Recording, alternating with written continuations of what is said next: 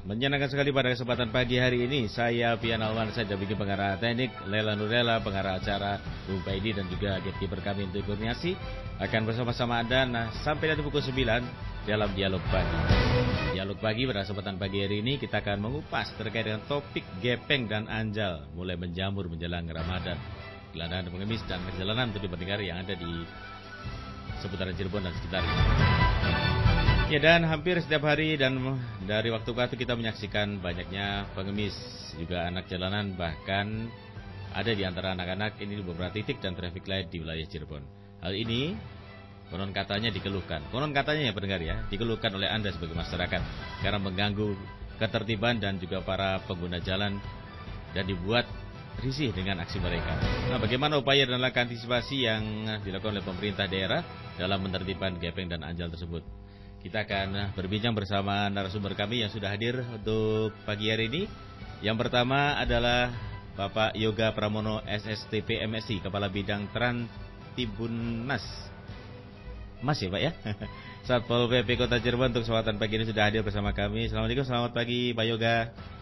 Waalaikumsalam warahmatullahi wabarakatuh. Sehat selalu Pak Yoga? Alhamdulillah. Nampaknya agak seger ini Pak ya. Seger ya Pak? Ya. Jumat berkah ya Pak. Jumat. Hari Jumat ya Semangat, Pak ya. Oke, dan juga ada Ibu Dr. Siti Halimah MSI, Kabid Rehabilitasi Sosial Dinsos Kota Cirebon. Selamat pagi Ibu. Assalamualaikum. Selamat pagi. Waalaikumsalam Sehat Ibu warahmatullahi ya? wabarakatuh. Alhamdulillah sehat. Baik. Terima kasih sudah berkunjung ke RRI Cirebon untuk kesempatan pagi hari ini. Dan satu lagi untuk kesempatan pagi hari mendengar dari narasumber kami yang sudah hadir di studio, yaitu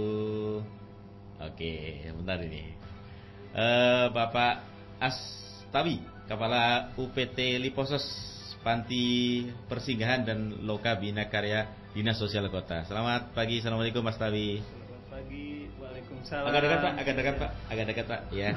Oke, mohon maaf. Siap. Selamat pagi Pak ya, sehat selalu Pak. Alhamdulillah. Wah. Selamat pagi, waalaikumsalam warahmatullahi. Kita akan membahas nih ke Pak Edi Siswoyo terkait dengan gepeng dan anak jalanan nih Pak. Seperti apa sih Pak sebenarnya keberadaan gepeng dan anak jalanan di Kota Cirebon ini? Konon katanya semakin banyak gitu Pak. Benar apa enggak sih Pak? Baik, pertama mungkin kita menyapa dulu ya. Baik, untuk silakan. pendengar Pro 1 RRI Cirebon. Mudah-mudahan hari ini dan selanjutnya kita diberikan kesehatan. Ya. Dan bisa beraktivitas Amin. yang produktif demi kemajuan untuk kita semua. Amin. Terima kasih. Alhamdulillah, mungkin seperti tadi yang ditanyakan kaitan dengan gepeng dan anjal. Iya. Kalau kami di pemerintah daerah mungkin menyebutnya ini PGOT Pak ya. PGOT. Pengemis gelandangan orang-orang terlantar ya, termasuk di dalamnya ada pengamen terus yang lain-lain. Kaitan dengan keberadaan PGOT tersebut seperti yang sudah dikeluhkan oleh masyarakat, memang sebetulnya ini menjadi permasalahan yang cukup kalau boleh dibilang krusial ya, yang memang perlu diperhatikan oleh pemerintah daerah tentang keberadaan mereka, karena memang walau bagaimanapun keberadaan mereka ini kita tidak bisa menutup mata dan mereka akan selalu ada. Karena di Kota Cirebon ya, wilayah perkotaan yang notabene Kota Cirebon ini menjadi pusat kegiatan masyarakat di wilayah Cirebon Raya, ya mungkin termasuk wilayah Brebes dan lain-lain, menjadi daya tarik tersendiri gitu. Bukan cuma di perekonomian, bisnis dan lain-lain, tapi juga ya ini yang termasuk di dalamnya kegiatan-kegiatan yang mengarah ke kegiatan negatif, ya termasuk juga kegiatan anjal atau PGOT ini.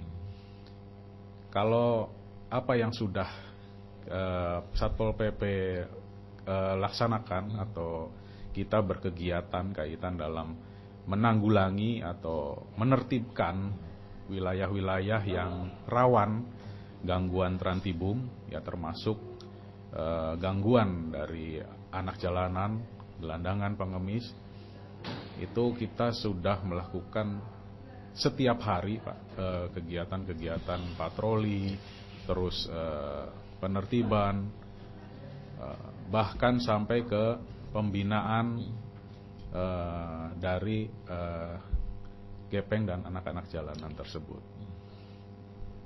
Yang kami perhatikan sekarang ini ternyata keberadaan mereka ini tidak terlepas dari apa yang sekarang kita rasakan juga gitu. Jadi tidak semata-mata dari tuntutan ekonomi. Ya. Tapi juga ternyata mereka melakukan kegiatan gitu atas dasar gaya hidup. Nah, dengan perkembangan teknologi, media sosial dan lain-lain gitu kan, mereka menyaksikan tontonan-tontonan gitu yang mereka anggap itu adalah sesuatu yang ingin mereka capai gitu kan, kesuksesan dari penggiat-penggiat medsos itu gitu kan, dengan segala pencapaian itu menjadi tolok ukur mereka sehingga mereka menginginkan mencapai kesuksesan tersebut dengan cara instan, Pak. Ya, intinya ada implikasi dari cara pandang mereka ya, Pak ya. Betul, Pak. Gitu. Tapi kita nanti akan bahas bersama Ibu ya, dulu ya, Pak. Betul. Nah, ini Pak terkait dengan tadi yang Bapak katakan bahwa ini kan banyak sekali, katanya ada anak anjal ataupun juga gelandangan pengemis. Ada nggak sih Pak laporan yang bisa dalam masyarakat ini mereka ini meresahkan gitu, Pak? Ya. Dalam beberapa bulan terakhir kita sudah menerima banyak laporan kaitan dengan gangguan terantibum, ya, termasuk di dalamnya gangguan dari gepeng, anak jalanan, termasuk ada manusia silver, gitu kan, yang sekarang berwarna merah, gitu. Ya, ini cukup meresahkan, dan kami sudah beberapa kali juga menindaklanjuti. Dan ada beberapa juga yang tertangkap oleh kami, dan kami memberikan pembinaan.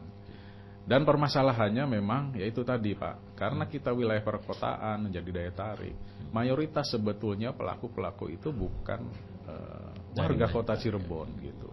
Nah, ini yang sebetulnya kita perlu kaji lebih lanjut, bagaimana kita juga bisa berkomunikasi, berkoordinasi dengan wilayah hinterland kota Cirebon, ya mungkin Kabupaten Cirebon, Kuningan, Majalengka, Indramayu, bahkan Brebes.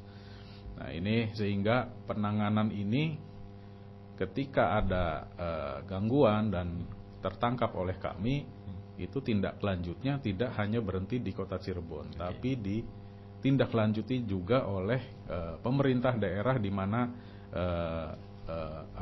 si gepeng anjal ini tinggal gitu, Pak. Mungkin itu. Ya, baik. Tadi sudah dijelaskan oleh Pak Yoga terkait dengan berbagai hal yang mempengaruhi kenapa anak-anak jalanan atau pengemis ini di kota Cirebon ini marak, katanya begitu ya, Pak. Dan ada laporan yang ini ada yang meresahkan dari para pengguna jalan, khususnya yang ada di traffic light ataupun lampu merah ya. Ke Ibu Siti. Ibu Siti, ini kan terkait dengan ini ya, Bu ya. Terkait dengan marak ataupun kembali para pengemis anak jalanan yang di kota Cirebon, di sebelah ruas-ruas jalan yang ada di kota Cirebon. Nah, bagaimana Ibu terkait dengan pandangan Ibu terkait dengan dinas sosial sendiri mencermati hal ini, Bu? Ya, terima kasih. Assalamualaikum warahmatullahi wabarakatuh. Waalaikumsalam.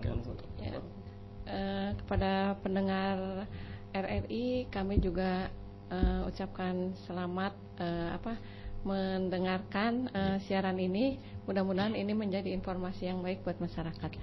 Jadi memang karena Cirebon sebagaimana tadi sudah disampaikan oleh Pak Yoga, Cirebon ini memang kota yang penuh dengan berbagai aktivitas, menjadi daya tarik bagi lingkungan wilayah sekitarnya. Dan tentunya orang-orang yang memang ingin mencari peluang untuk meminta-minta, tentunya mencari tempat-tempat yang memang ramai dikunjungi. Nah, jadi ini memang kota Cirebon menjadi daya tarik bagi ya terutama keluarga-keluarga yang ternyata sebetulnya dari beberapa kasus orang meminta-minta itu, apalagi sering terjadi juga mereka itu setelah ditelusuri itu juga kadang-kadang orang yang mampu di daerahnya juga dia mampu ya? Iya gitu. Bahkan waktu saya masih dinas di Satpol PP juga pernah ditanya sehari penghasilan dia bisa lebih dari 200.000 gitu ya. Ternyata itu sangat menggiurkan. Jadi ya memang di sisi lain ini memang menjadi meresahkan masyarakat dan juga ini tidak mendidik juga bagi si pelaku. Jadi ya memang di sini bagi kami dinas sosial memandangnya tentu dari aspek si gelandangan pengemis dan anak jalanan ini. Di lain pihak juga kami memandangnya dari masyarakat sendiri. Jadi dengan apapun mereka menghibah-hibah, apalagi kalau di titik-titik lampu merah ya, yang ini memang mengganggu lalu lintas, mengganggu keselamatan yang bersangkutan, keselamatan pengendara kendaraan juga. Ini sebaiknya memang masyarakat harus mulai ditanamkan, nggak usah dikasih gitu. Apalagi sekarang ini fenomenanya semakin bertambah. Kalau dulu hanya gelandangan pengemis, kemudian bertambah dengan adanya anak-anak pang. Sekarang bertambah lagi dengan manusia silver ya. Sekarang tuh seperti itu. Jadi memang kita ya kembali lagi masyarakat perlu kita berikan pemahaman supaya tidak usah memberi di saat mereka beraktivitasnya di tempat-tempat yang mengganggu keamanan ketertiban umum. Bukan berarti kita tidak boleh beramal, bersedekah gitu, tapi tidak seperti itu. Itu seperti itu. Padahal ada pelangnya ya Bu ya, ditulis itu Pak ya. Ada. Pak Yoga ya. Ada. Nah ini seperti apa nih Pak Yoga terkait dengan ada pelangnya, tapi kan masyarakat kan dalam tanda kutip malah nggak kelihatan atau pura-pura nggak ngeliat, tetap aja ngasih gitu ya Bu ya. Nah ini seperti apa Pak Yoga? Penerapan sanksi disiplineritasnya lah katakanlah gitu ya Pak. Seperti apa Pak Yoga? Ya betul Pak. Jadi memang kami dari pemerintah kota yang melalui Satpol PP sebetulnya tidak kurang-kurang sebetulnya untuk sosialisasi ke masyarakat. Ya dalam hal ini kita menerapkan peraturan daerah nomor 13 tahun 2019 tentang penyelenggaraan ketertiban umum dan ketentraman masyarakat, di mana di sana setiap orang atau badan dilarang mencari upah jasa dari pengelapan mobil, mengemis, menyanyi atau menari dengan alat musik atau tanpa alat musik, menjual barang dagangan dan usaha lainnya di jalan, persimpangan jalan, traffic light atau di dalam kendaraan angkutan penumpang umum. Jadi ini jelas larangannya bahwa orang-orang tersebut dilarang. Nah, ini juga ada peraturan lain di pasal 20 ya tadi poin A, dan di poin E memberi kepada pengemis. Nah, ini dilarang, Pak. Setiap orang atau badan dilarang memberi kepada pengemis, pengamen, anak jalanan atau membeli barang dan memberi upah jasa dari usaha yang ada di traffic light atau persimpangan jalan. Ini jelas. Memang untuk penerapan aturan, penegakan aturan ini yang kaitannya untuk yang memberinya ini yang memang Satpol PP belum secara maksimal bisa melaksanakan, karena memang pembuktian ini agak sulit nih Pak. Tapi ini kalau misalnya ternyata masyarakat sudah mengeluhkan kaitan dengan gangguan terantibum di perempatan-perempatan jalan atau di sarana-sarana umum, ya mangga gitu. Masyarakat sendiri harus sadar bahwa dengan memberi kepada mereka itu berarti membuka peluang mereka atau memberi harapan kepada mereka, sehingga mereka akan terus-menerus untuk melakukan kegiatan usaha mereka di tempat-tempat tersebut, Pak. Gitu. Sehingga ini perlu, ya sangat perlu masyarakat itu sadar ketika ada orang-orang tersebut melakukan usaha-usaha di tempat umum, kalau memang niatnya kita untuk membantu, memberi, tapi jangan dilakukan di tempat-tempat tersebut gitu Pak. Jadi kalau memang kita tidak memberi, sehingga mereka pun tidak akan melakukan kegiatan tersebut gitu Pak. Jadi kalau selama ada orang-orang memberi, ya mereka akan terus menerus. Karena ya yang kami temukan di lapangan, mereka akan terus memantau gitu. Jadi semacam ada tim Pak di lapangan itu. Ya mereka tuh punya tim. Ada yang bergerak, ada yang memantau. Ketika ada petugas datang untuk menertibkan, mereka tahu gitu. Ada Dan kode mereka, Pak, ya, mungkin ya. iya, kadang mereka mencatat gitu. Oke. Kapan kita patroli, kapan petugas itu mereka tahu gitu. Oke. Mungkin itu Pak. Baik, Pak Yoga, Ibu Sri dan Pak Sutadi, kita akan sama dulu pendengar ya yang akan bergabung di line telepon untuk kesempatan pagi ini. Kita sapa. Assalamualaikum, selamat pagi. Waalaikumsalam warahmatullahi wabarakatuh. Selamat pagi Pak Yoga, Mas Pian, Siap. Ibu Halimah. Waalaikumsalam warahmatullahi Pak wabarakatuh. Sutarji, ada Pak Sutarji nih Pak. Oke. Ya. Pak Astawi, mohon maaf. Pak Astawi, oke. Siap. Pak Astawi, silakan. Dari Bapak Pak Didi. Ya, Oke, Pak Didi silakan. baik. Terima kasih mencermati fenomena sosial dan ketertiban umum di wilayah Kota Cirebon. Ini sepertinya agak sulit memberantas para preman, silver, kemudian pengamen di lampu merah. Ini seyogianya setiap waktu patroli ini berjam atau hanya sesaat atau seperti apa yang dari Satpol PP. Saya lihat kinerja daripada Linmas, daripada nongkrong-nongkrong di depan BJB, di depan Atakwa yang tidak jelas tugasnya. Oh, jelas Itu Pak. lebih baik disuruh patroli aja tuh Pak Yoga. Oke, siap. Oke. Waktu, ya. Ya daripada nongkrong di depan GTC, Pasar Pagi, itu nggak ada jelas itu Linmas itu menurut saya. Oke. Itu saja diberdayakan kalau memang Siap. petugas Satpol PP-nya kembali lagi anggarannya terbatas. Itu biasanya seperti itu. Ya. Ya. Nah, yang dari dinas sosial ini pembinaan kepada mereka-mereka itu seperti apa? Lagi-lagi kepada kendala anggaran.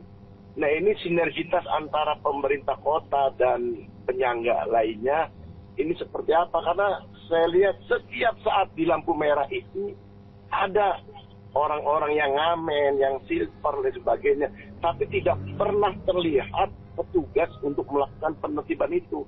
Bila perlu petugas Satpol PP ada posko di situ Pak Yoga, Linmas tuh, ya, beserta dinas sosial untuk merehabilitasi seperti itu. Oke. Saya pikir ini dalam rangka ketertiban umum dan keindahan kota. Apalagi ini menjelang bulan puasa ini, ya pasti akan semakin banyak gelandangan, pengemis. Setiap Iya. Jumat pagi ini seperti ini. Coba lihat di Jalan Pekiringan, begitu banyak orang yang meminta-minta. Betul. Ini Pak. seperti ini fenomena di Kota Cirebon. Baik. Ini kiranya bukan hanya Satpol PP dan Dinas Sosial, tetapi masyarakat juga harus bisa memberikan pemahaman. Ibu Halimah tadi menyampaikan bukan berarti tidak boleh memberikan sedekah-sedekah, betul Ibu. Tetapi bagaimana kita memberikan sedekah itu kepada tempat-tempat yang pas, yang tepat. Ya, Siap. ini Baik.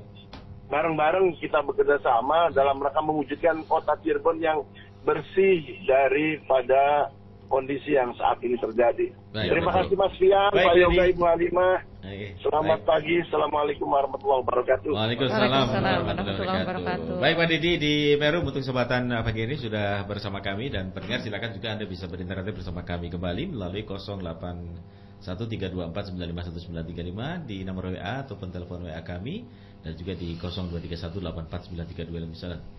Baik, ke Pak Yoga dulu Pak. Seperti apa nih Pak terkait dengan tadi yang ditanyakan Pak Didi terkait dengan sistem pengamanan ataupun juga dari Satpol PP sendiri Pak. Silakan Ya. Pak. Baik, terima kasih Pak Didi atas saran masukannya maupun kritikan bagi kami.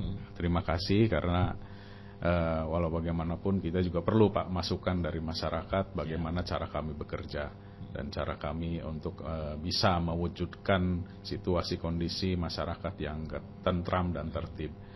Kaitan dengan keberadaan anjal ya, gepeng dan lain-lain, sebetulnya memang secara umum Satpol PP itu sudah mempunyai jadwal rutin karena memang di Satpol PP ini ada anggota Satpol PP adalah pejabat fungsional sehingga mereka harus secara kontinu melaksanakan tugas gitu. Dan jadwal itu sudah ditetapkan dan dengan waktu yang juga sudah ditetapkan. Tapi itu sifatnya fleksibel, Pak. menyesuaikan dengan situasi kondisi, karena memang jumlah Satpol PP di kami itu sangat terbatas dengan cakupan wilayah juga yang cukup luas, sehingga rute patroli dan lain-lain itu kita random setiap harinya. Jadi tidak setiap hari melewati rute yang itu saja gitu. Dan juga tentang keberadaan Linmas. Nah, ini juga perlu kita sampaikan, keberadaan Linmas di 6 ruas jalan ya. Kita ada program unggulan pemberdayaan Satlinmas untuk membantu Satpol PP untuk mengamankan di 6 ruas jalan. 6 ruas jalan itu di Jalan Siliwangi, Kartini, Jalan Wahidin, Jalan Cipto, Jalan Sudarsono, dan Jalan Pemuda. Memang ini juga terima kasih Pak Didi untuk menjadi masukan, karena keberadaan Satlinmas ini sifatnya tidak memberikan tindakan-tindakan hukum, karena mereka tidak punya kewenangan untuk memberikan tindakan hukum, sehingga ketika mereka menemukan pelanggaran-pelanggaran dan si pelanggar itu istilahnya ada perlawanan atau berargumentasi dan lain-lain, itu tindak lanjutnya akan dilakukan oleh Satpol PP. Okay. Nah, kaitan dengan peran Satlinmas, memang untuk sekarang setiap patroli-patroli Satpol PP ya karena keterbatasan anggota, kita juga mengikut sertakan Satlinmas yang ada di 6 ruas jalan itu.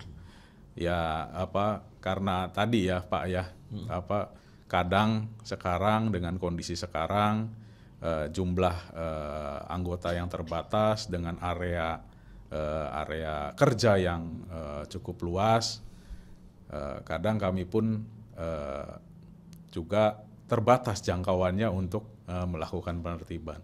Sehingga kami sebisa mungkin dalam satu hari itu satu kota Cirebon itu kita bisa melakukan pemantauan atau patroli sehingga bisa meminimalisir. Kalau menghilangkan memang agak sulit dengan keterbatasan itu. Pak, tapi saya mungkin menjawab dari pertanyaan Pak Didi ya Pak, yang mungkin ini dimaksudkan bisa nggak Pak kalau Satpol PP ataupun pihak terkait ini jangan di tempat itu tapi di perempatan jalan gitu Pak. Oh iya. Gitu. Seperti apa Pak kalau kaitan dengan masalah penempatan itu memang ini pertimbangannya Pak ya. Ya.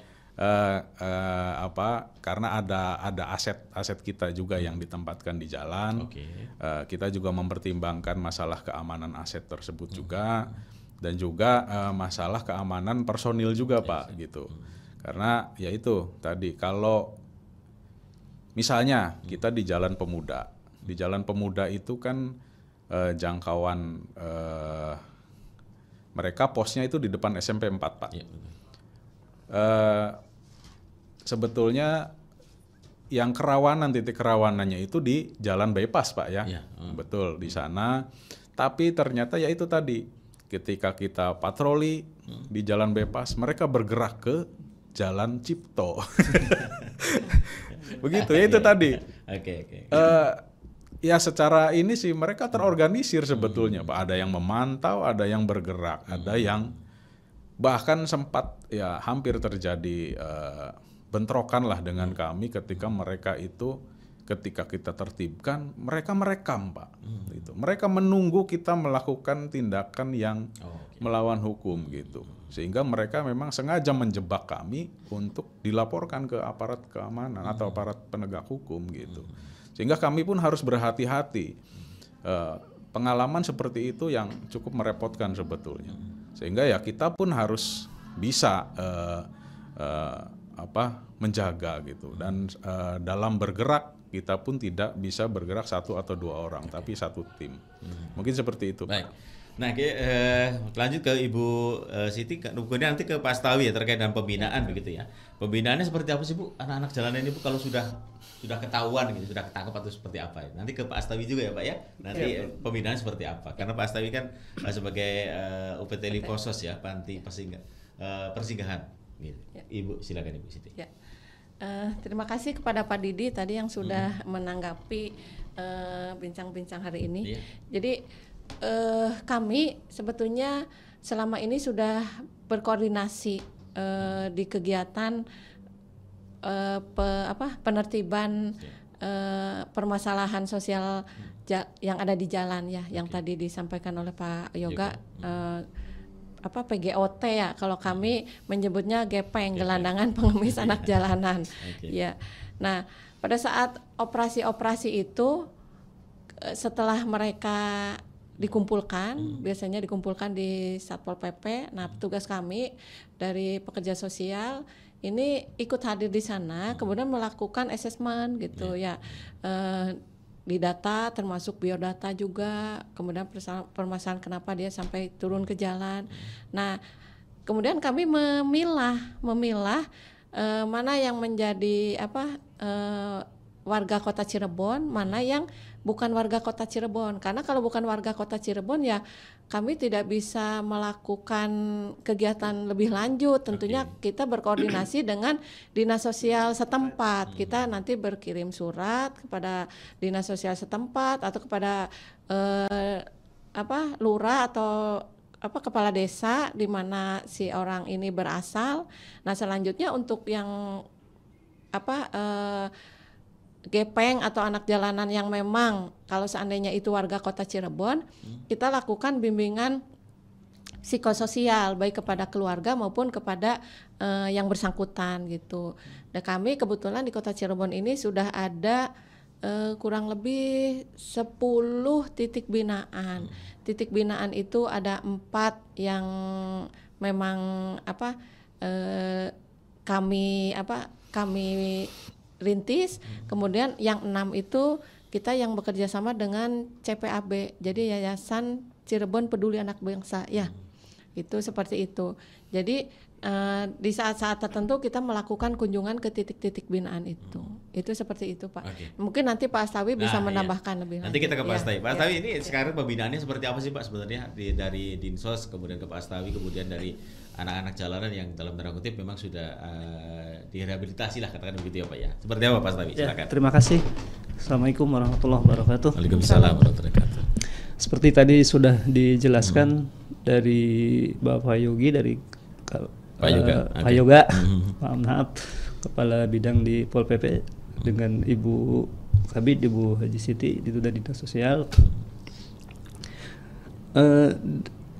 Kami di Dinas Sosial melakukan suatu pembinaan untuk penanganan bagi PPKS khususnya di gelandangan pengemis khususnya. Mohon maaf untuk anak jalanan kami masih kurang paham ya karena kami belum pernah sama sekali menangani anak jalanan karena kami mungkin terkait dengan penanganan untuk di gelandangan pengemis Pak.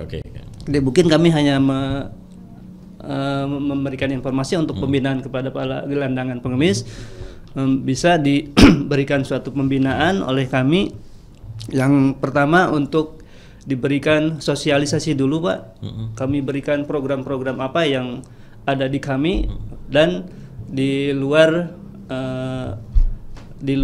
bidang kami misalkan dengan balai-balai yang sudah ada sudah ada kerjasama, terutama di Cisarua waktu itu kami sudah bekerjasama dengan balai yang ada di Bandung.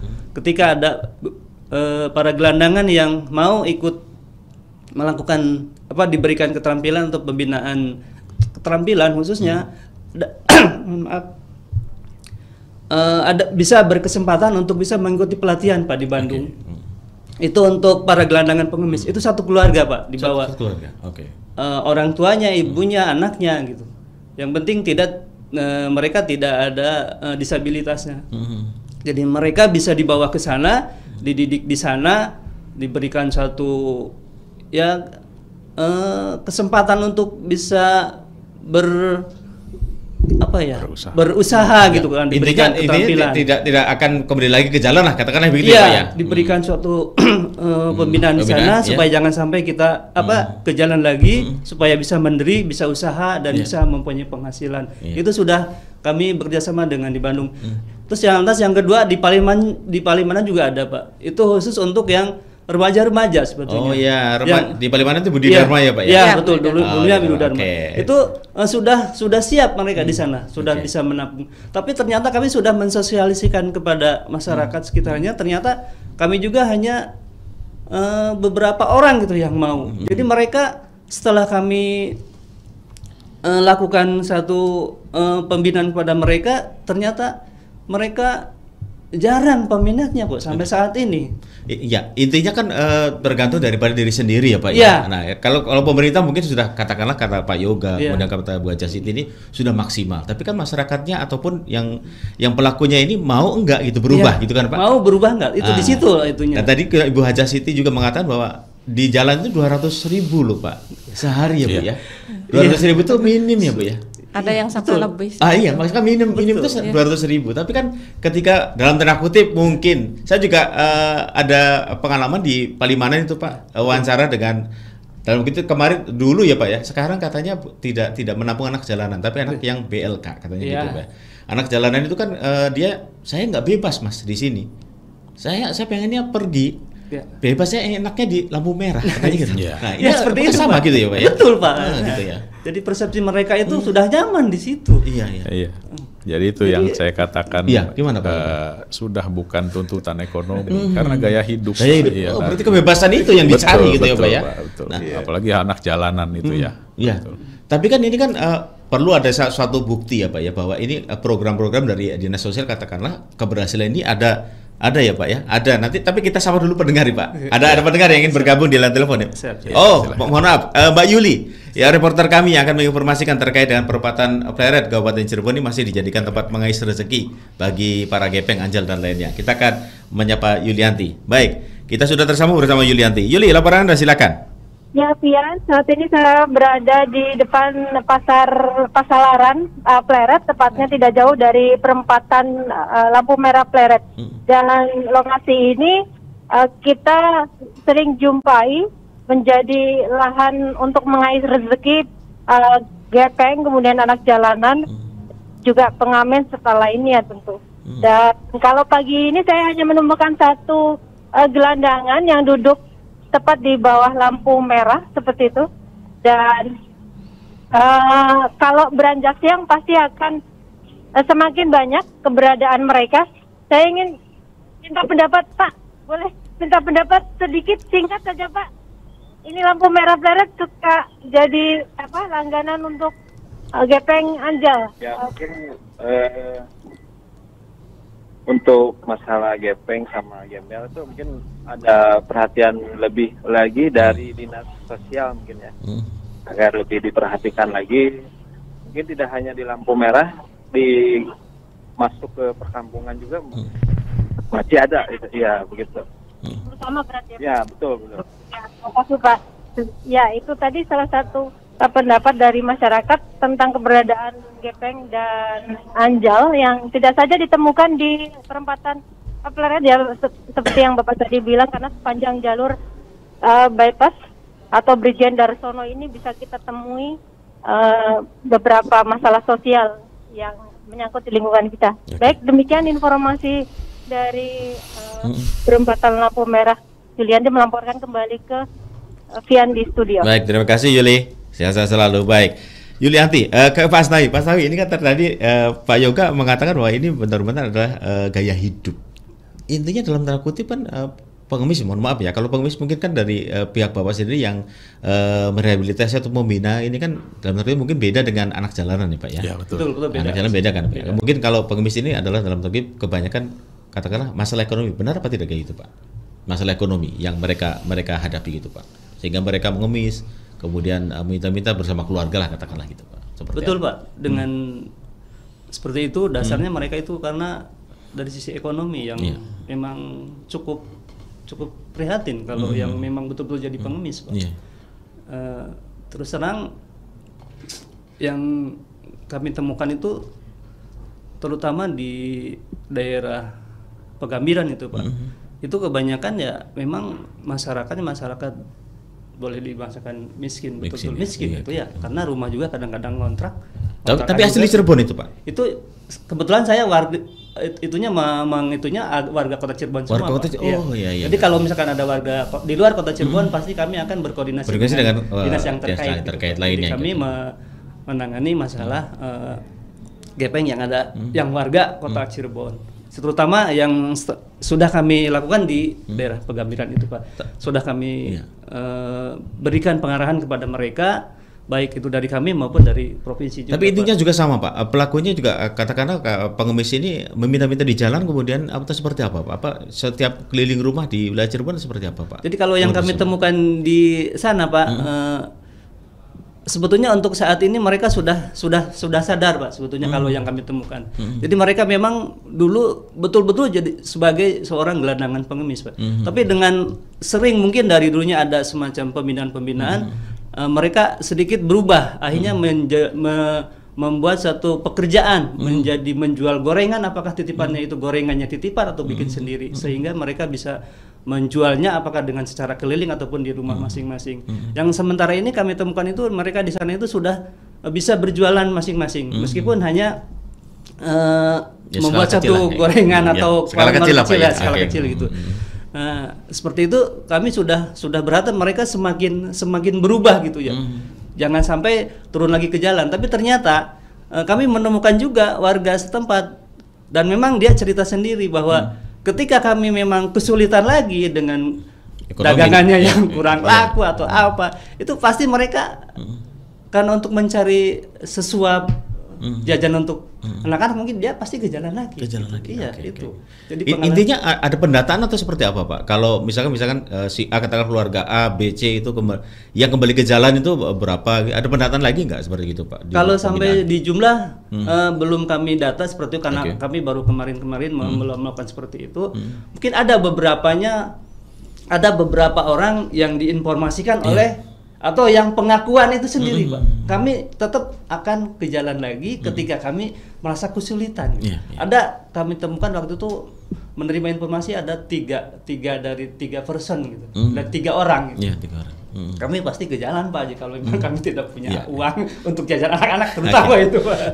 Ke Bu Siti. Ibu Siti, sebenarnya pembinaannya seperti apa sih, Bu, kalau di dalam dinas sosial gitu, ketika ada yang dalam tanda kutip ingin ataupun warga ingin dibina gitu, seperti itu, Bu. Pembinaannya seperti apa? Apakah tadi seperti Pak As tadi dikatakan bahwa ini memang Pak As tadi mengatakan bahwa ini dibina, kemudian diberi pendidikan ataupun informasi untuk berdagang atau apa? Seperti apa, Bu? Apakah memang seperti itu, Bu?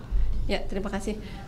Jadi saya juga menambahkan, tadi kan Pastawi, memang kalau Pastawi ini kan UPT-nya UPT Liposos ya, dan LBK. Kebetulan tadi juga saya singgung anak jalanan. Di kami kebetulan ada UPT juga, RPSA, namanya Rumah Sosial Persinggahan Anak ya. Nah itu mereka yang menangani kalau ada kasus-kasus terkait dengan anak, termasuk juga anak jalanan. Jadi ya pola penanganannya sih yang tadi sudah saya sampaikan. Kalau seperti Pak Astawi tadi juga memang betul. Jadi di saat ditemukan memang warga itu melakukan aktivitas menggelandang kemudian mengemis, ya kita lakukan pendekatan ke orang itu, ke keluarga itu. Kita lihat sebetulnya kondisinya seperti apa sehingga mereka melakukan aktivitas menggelandang dan mengemis itu.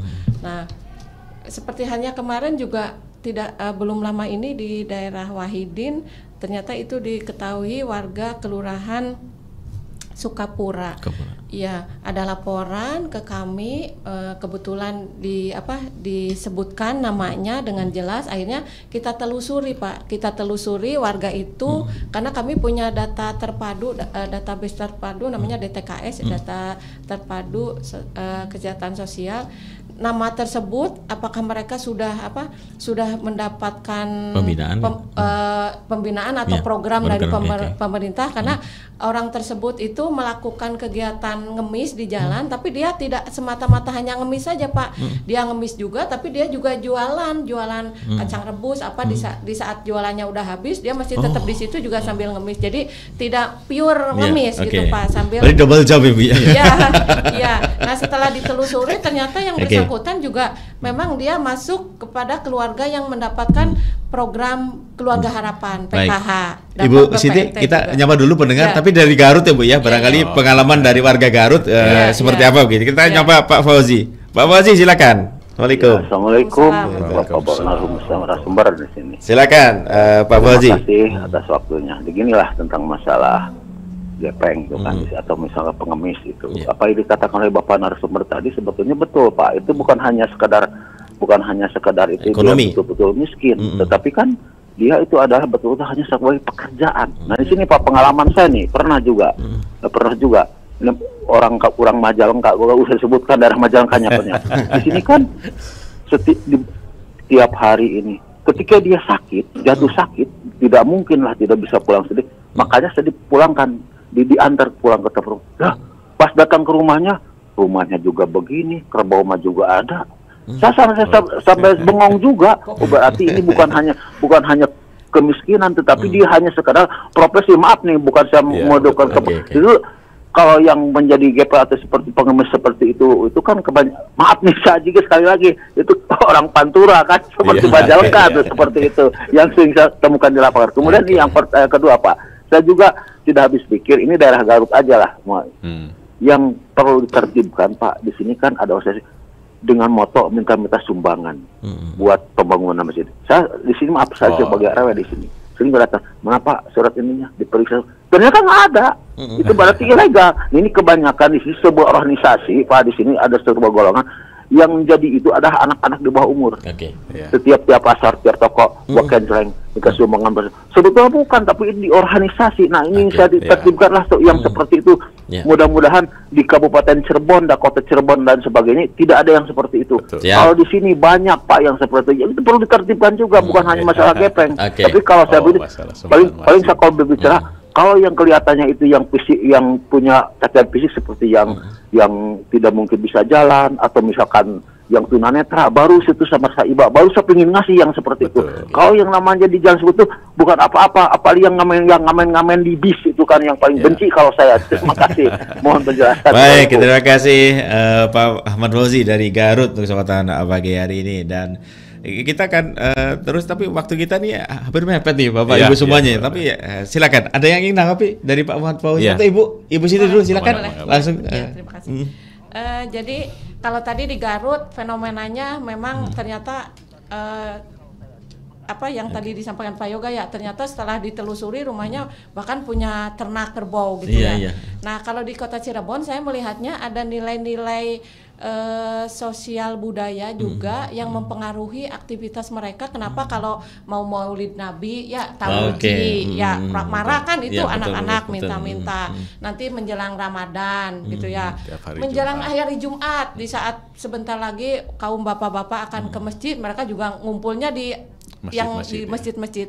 Nah itu karena kalau menurut saya jadi nilai-nilai sosial keagamaan yang memang dititipkan oleh Wali Songo yang disebut saya titip tajuk dan fakir miskin. Nah itu disalahkan oleh mereka karena orang Islam itu sangat dihimbau untuk memberikan sedekah untuk keluarga yang miskin gitu. Jadi akhirnya nilai-nilai itu mereka salah gunakan lah gitu. Sementara di sisi lain orang yang berpunya ingin bersedekah. Cuman ya memang jadinya kita harus harus bagi yang masyarakat yang berpunya ya harus lebih lebih bijak, lebih pintar lagi dalam menyalurkan bantuannya. Jadi tidak hanya karena asal kasihan dikasih tapi akhirnya tidak mendidik terutama kepada kaum peminta-minta yang memang aktivitasnya mengganggu. Baik. Gitu. Tapi memang tradisi dan yang lainnya ada Kota Cirebon sangat kental ya Bu ya. Apalagi seperti ini diungkapkan juga oleh Ibu Sari di Gedawung. Assalamualaikum narasumber. Saya kalau tidak ngasih ini memang saya kasihan gitu, dan ini kan sebagai amal saya gitu. Oke, terima kasih Ibu Sari. Dan ini juga ada dari pendengar dari Karangkendal. Assalamualaikum, selamat pagi Mas Wian dan para narasumber. Anjal dan pengemis ini akan selalu ada sampai akhir hayat kalau tidak ada perbaikan ekonomi masyarakat secara keseluruhan, karena mereka tiap harinya butuh makan minum buat bertahan hidup. Dalam hal ini dinas sosial sebagai orang tua, dalam hal sebagai kepanjangan tangan pemerintah untuk membantu mereka. Jangan hanya merazia tapi tidak ada solusi. supaya tidak kembali ke jalan. Karena sekarang selain pengamen dan pengemis ada juga itu tukang becak sekarang mereka mendatangi rumah-rumah yang ada tempat usaha toko warungan meminta dengan ungkapan minta sedekah. Mungkin itu saja pandangan dari Kang Asep di Karangkendal. Terima kasih. Wah, ini jadinya merembet ini Pak ya. Pak Yoga ini merembet Pak Yoga. Bukan hanya pengemis anak jalan tapi juga tukang-tukang becak yang meminta-minta ini. Wah, ini seperti apa nih Pak Yoga menyikapi hal ini? Nanti ke Pak Astawi. Silakan. Ya.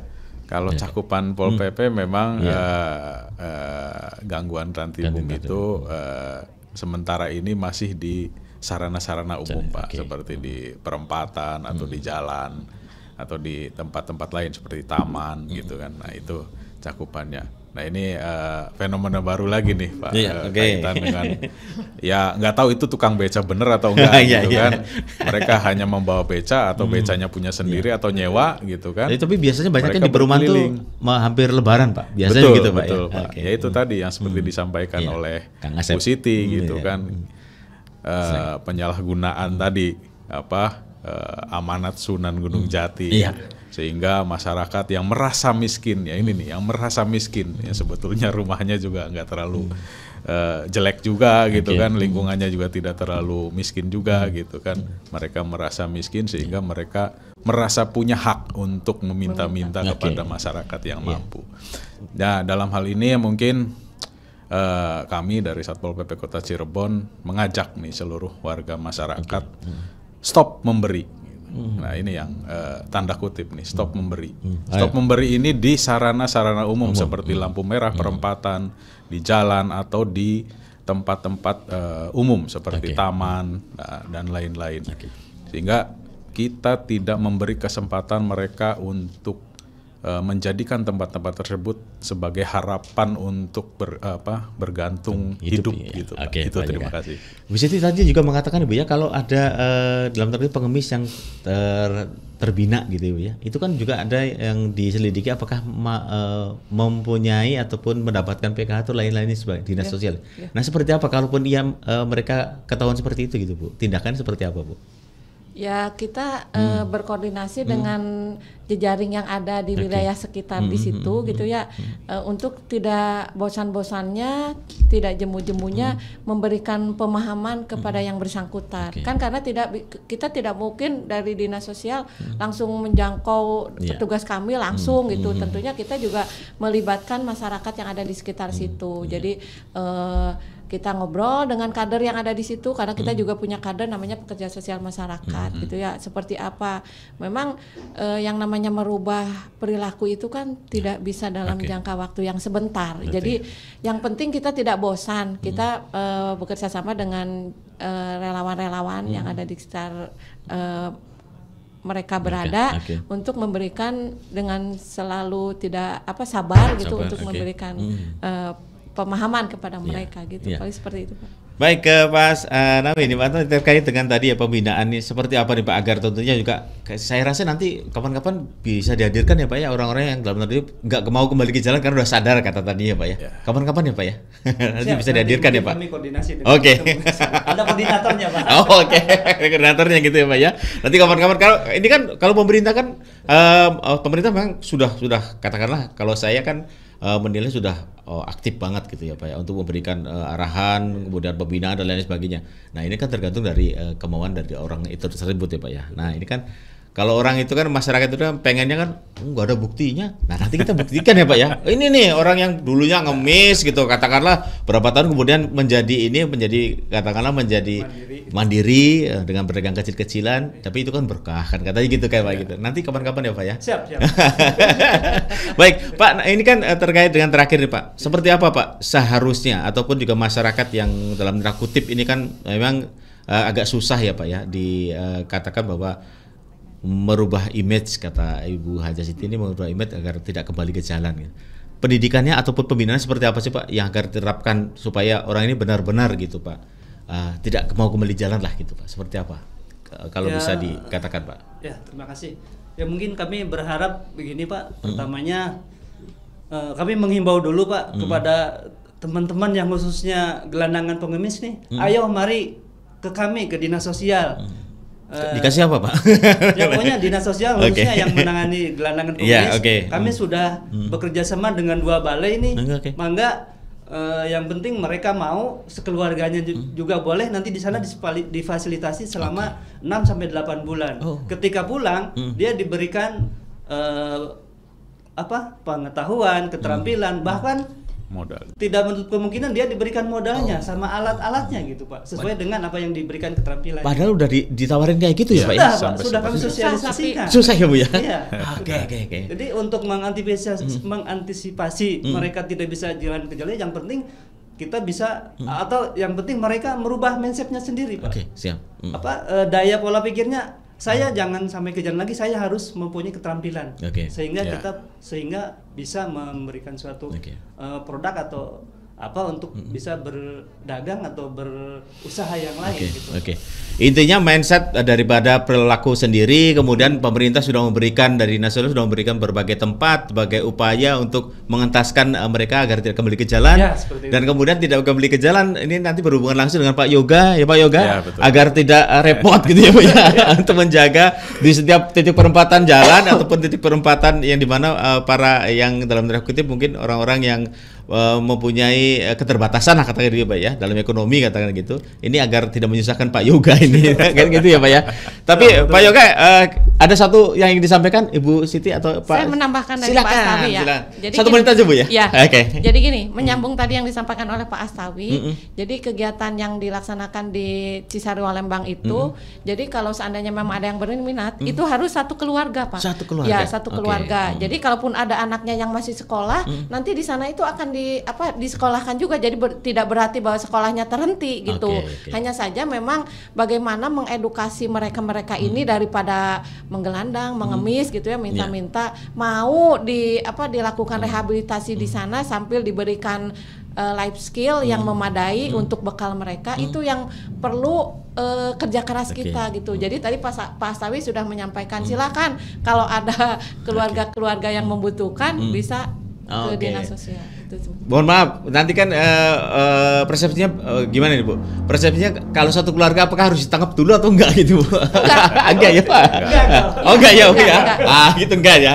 Tapi gini Pak, mereka itu satu tahun anggaran itu kan hanya melakukan satu angkatan. Biasanya sekitar bulan Februari dimulai. Jadi kalaupun ada yang di pertengahan tahun baru mereka ingin, ya nanti ditahan dulu sampai gitu. Baik. Pak Yoga apa yang disampaikan? Setengah menit aja Pak ya. Pak. Mungkin kami dari Satpol PP dalam hal ini kan penegakan hukumnya ya. Jadi tentunya kami dari Satpol PP tidak akan berhenti Pak, akan terus menerus karena memang permasalahan ini juga akan terus ada selama Kota Cirebon ini menjadi daya tarik masyarakat untuk berkegiatan.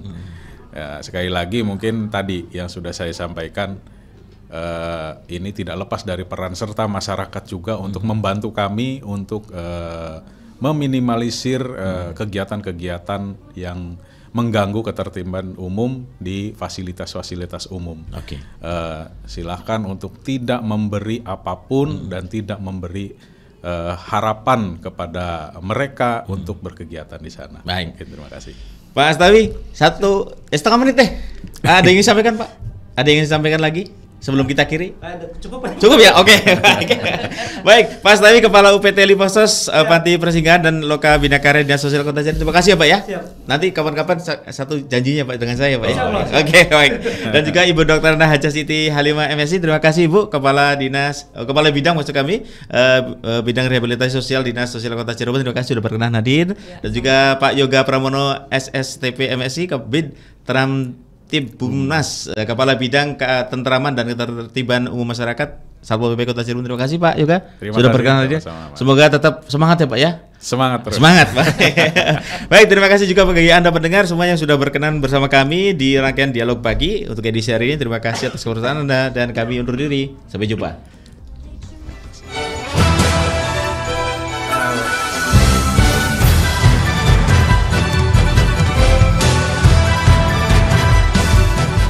Kami akan segera hadirkan berita daerah dalam bahasa Sunda.